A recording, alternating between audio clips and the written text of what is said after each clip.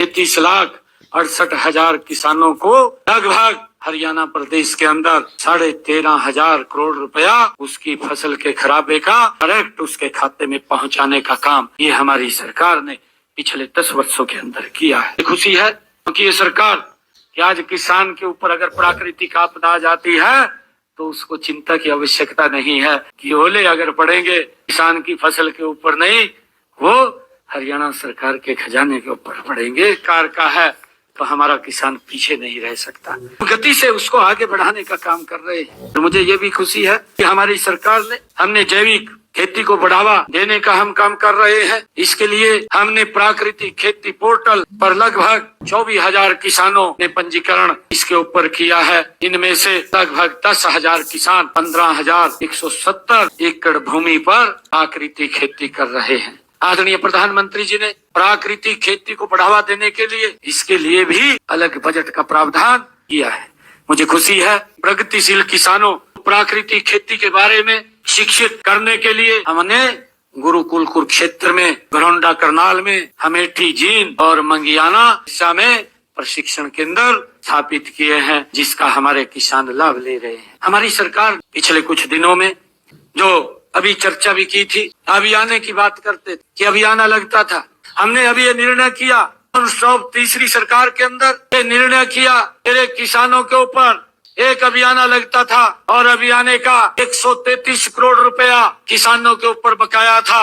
हमने अपनी कैबिनेट में ये बिल लेकर के आए, ये निर्णय किया कैबिनेट के अंदर 133 करोड़ रुपया किसानों का जब अभियान के रूप में उनके ऊपर खड़ा है उसको समाप्त कर दिया जाए, उसको खत्म कर दिया जाए। तो अंग्रेजों के जमाने का ये अभियान मेरे किसान के ऊपर लगता था, उसको भी जड़ से समाप्त करने का निर्णय हमारी सरकार ने लिया है। आज किसी प्रकार का अभियान तो किसान के ऊपर नहीं लगता है। 133 करोड़ रुपया हमने उसका माफ किया है। अभी जिसकी चर्चा हमारे पूर्व में कि हरियाणा देश का पहला ऐसा राज्य है जिसने निर्णय किया कि अपने किसान की 100% फसल MSP पर खरीदने का निर्णय हमारी सरकार ने लिया है।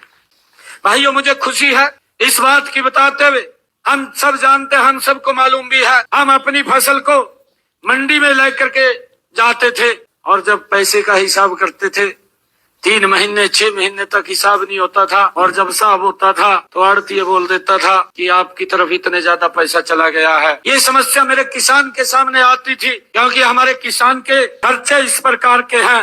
हमने आकर के किसान को ई मंडी से जोड़ा और डायरेक्ट उसके खाते के अंदर उसकी फसल का पैसा पहुंचाने का काम ये हमारी सरकार ने किया है। मुझे खुशी है आप लोगों को बताते हुए कि हमने पिछले 9 सीजन के अंदर हरियाणा प्रदेश के 12 लाख किसानों के खाते में 1,25,000 करोड़ रुपया डायरेक्ट उसके किसान के खाते में पहुंचाने का काम हमारी सरकार ने किया है। भाइयों, हमने क्योंकि इस बात को ध्यान में रखते हुए कि मेरे किसान के जो पैसा फसल का है 72 घंटे में देने का निर्णय हमारी सरकार ने किया है। अगर 72 घंटे से ज्यादा समय लगता है तो ब्याज सहित किसान के खाते में पैसा पहुंचाने का काम भी हमारी सरकार करती है। हमने उस ब्याज का लगभग 8 करोड़ रुपया अगर किसान के फसल की पेमेंट लेट हुई है तो 8 करोड़ रुपया ब्याज के रूप में भी देने का काम हमारी सरकार ने किया है। मुझे ये भी खुशी है कि हमने इसका सरलीकरण करते हुए कि मेरा फसल मेरा ब्यौरा